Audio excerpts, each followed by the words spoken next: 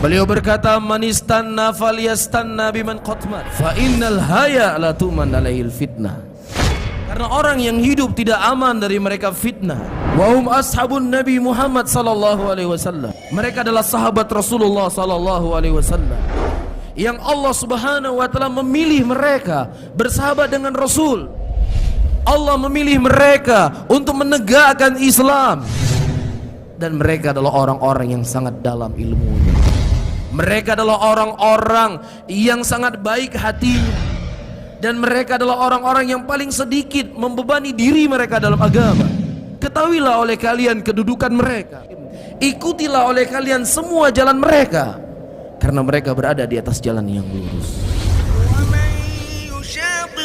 الرسول من بعد ما تبين له الهدى ويتبع غير سبيل المؤمنين نوله ما تولى ونصله جهنم وساءت